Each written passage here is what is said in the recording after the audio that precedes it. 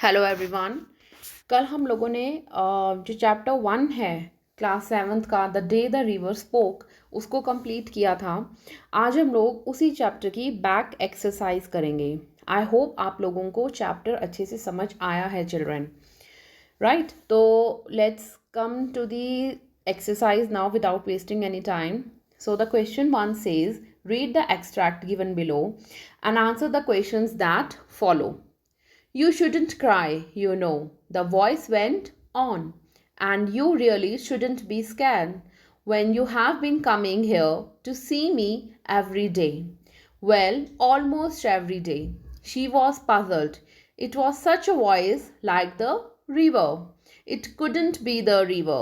Well, tell me all about it, said the river, for it was the river. I have got to hurry to reach the sea, you know. So basically इस extract में दो लोग बात कर रहे हैं, ठीक है? पहले तो जो वॉइस आती है वो किसकी होती है? रिवर की। जब रिवर कहना शुरू करती है कि यू शुडंट क्राई, तुम्हें रोना नहीं चाहिए और तुम्हें डरना भी नहीं चाहिए, स्पेशली तब जब तुम मुझे ऑलमोस्ट हर दिन यहाँ मिलने आती हो। अब जो नेक्स्ट लाइन है, शी वॉज पजल्ड। कौन पजल हुई थी? जानवी। वो कंफ्यूज हो गई थी, पजल हो गई थी कि ये किसकी आवाज़ आ रही है। क्यों वो पजल हो गई थी? Because she knew where she is sitting around the river there is nobody she has seen. वहाँ पर कोई नहीं था except the lizard, snake, bamboo bushes. उनके अलावा वहाँ कोई भी नहीं था जो कि बात कर सके उससे। So she got confuse and scared as well. Okay children, तो रिवर उससे बात कर रही है और जानवी जो है वो कंफ्यूज स्टेट में है इस टाइम पे। फिर रिवर उससे कहती है कि जल्दी जल्दी बताओ कि क्या बात है, क्योंकि मुझे आगे सी में भी जाना है, सी के पास जाना है। Okay, so the first question says complete the sentence with correct option from those given in the brackets. The tone of the river in the given extract is assuring या sympathizing.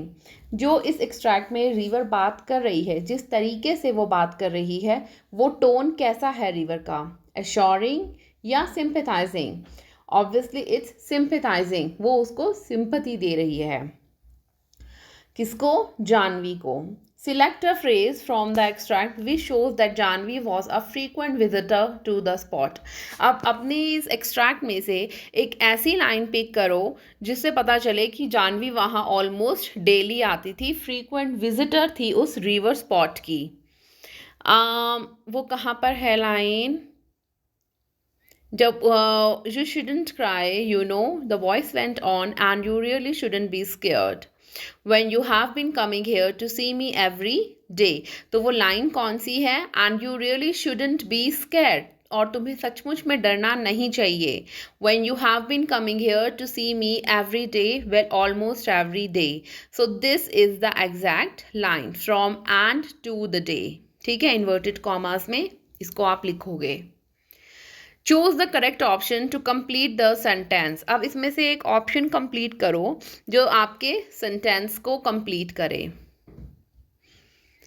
अब उसने कहा the use of an exclamation mark at the end of the line. It couldn't be the river. ठीक है, ये बात किसने सोची थी? ये किसको लगा था? जानवी को लगा था कि ये जो आवाज़ आ रही है obviously this voice can't be of the river, ये आवाज़ रिवर की नहीं हो सकती।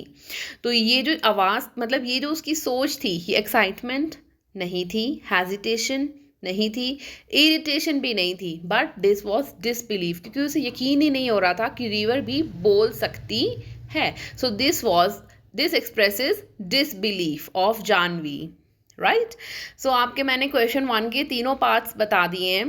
Now the question 4 is also there. Okay, so वो क्या कहता है question 4? Choose the 3 qualities of the river. River की ऐसी 3 क्वालिटीज बताइए highlighted in the extract from the words in the given box below.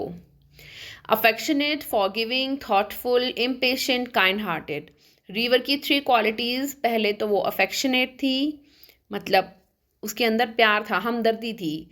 Thoughtful थी, ठीक है, दूसरे के लिए सोचती थी, तभी उसने जानवी को कहा कि you should go to the school, push किया जानवी को।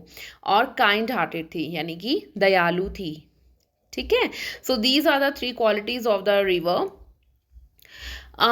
Can I do something? Now the second extract says, दूसरा एक्सट्रैक्ट है can I do something, ask Janvi. Janvi पूछती है क्या मैं कुछ कर सकती हूँ?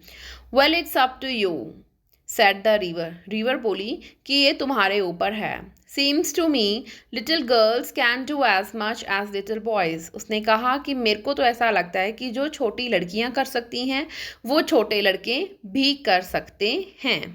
दे swim as fast as little boys. लड़कियां भी लड़कों की तरह ही तेज तेज स्विम कर सकती हैं। You just slip along one morning and sit there in the school.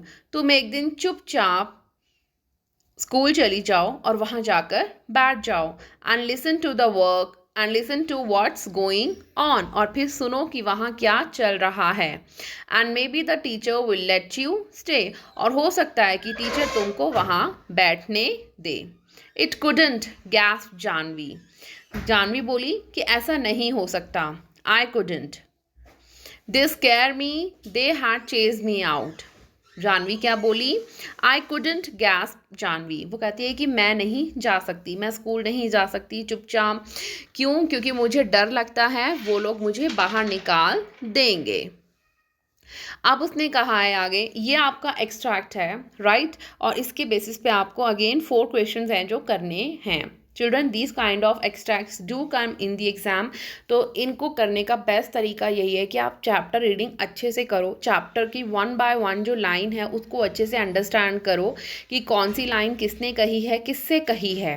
ठीक है, और उनमें जो हार्ड वर्ड्स हैं उनके मीनिंग्स आपको अच्छे से क्लियर पता होने चाहिए। ठीक है, एंड वन थिंग मोर, आपको स्पेलिंग एरर्स नहीं करने हैं while writing the English.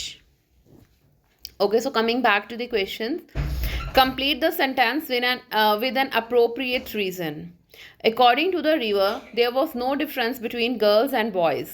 River के अकॉर्डिंग कोई डिफरेंस नहीं था गर्ल्स एंड बॉयज़ में। बिकॉज इसमें आप लिख सकते हो because she felt the girls can do as much as the little boys.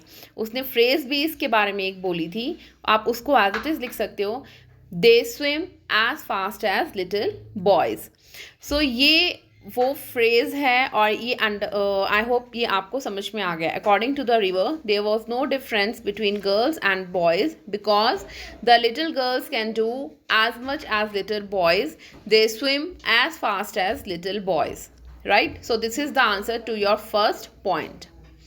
Identify whether the following statement is true और फॉल्स। अब आपको बताना है कि ये स्टेटमेंट सही है या गलत है। The river encourages Janvi to have faith in herself and fulfil her desire to go to the school. अब इसमें क्या है कि रिवर एनकरेज, उकसाती है जानवी को, एनकरेज करती है, मोटिवेट करती है कि अपने ऊपर वो भरोसा रखे, to have faith in herself and fulfil her desire to go to school, और फिर वो स्कूल जाए, अपनी जो इच्छा है स्कूल जाने की उसको पूरा करे। So this statement is true or false? Yes, this is absolutely true. Now the question 3. Choose the correct option to complete the sentence. अब हमें इसमें से correct option choose करना है A, B, C, D में से to complete the sentence. When the river suggests that Janvi should slip along, it means that she should move quietly. Slip along का meaning होता है कि चुपचाप से चली जाए और वहाँ जाकर बैठ जाए। ठीक है, quickly no, casually no, it's quietly C, and not confidently as well, right? So C is the right option, children.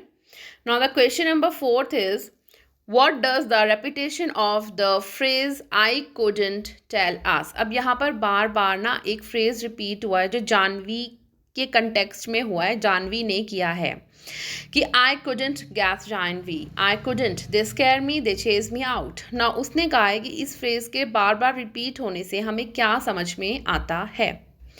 अब मैं आपको बताती हूँ, ये फ्रेज़ बार बार जब रिपीट हो रहा है तो इसका मतलब ये है कि जानवी के अंदर बिल्कुल कॉन्फिडेंस नहीं है, वो डरी हुई है स्कूल जाने को लेकर. She wants to go to school, no doubt about it, but she is very very scared. She can't go to the school. उसको ऐसा लगता है कि they will chase me out, they will not let me sit in the school.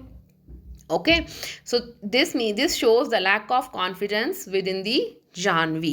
I hope children all the 4 questions are clear. अभी हमने question number 1 and question number 2 इस video में समझा है, राइट. अब क्वेश्चन नंबर 3 के जो parts हैं, यहाँ पर आंसर द फॉलोइंग क्वेश्चंस जो हैं, इसके लिए मैं एक अलग वीडियो बनाऊंगी, राइट. आप जो फर्स्ट 2 शॉर्ट एक्सट्रैक्ट क्वेश्चंस हैं वो आप इसी वीडियो में से समझ लेना और कर लेना. Hope children this video is clear to you. Take care, bye bye.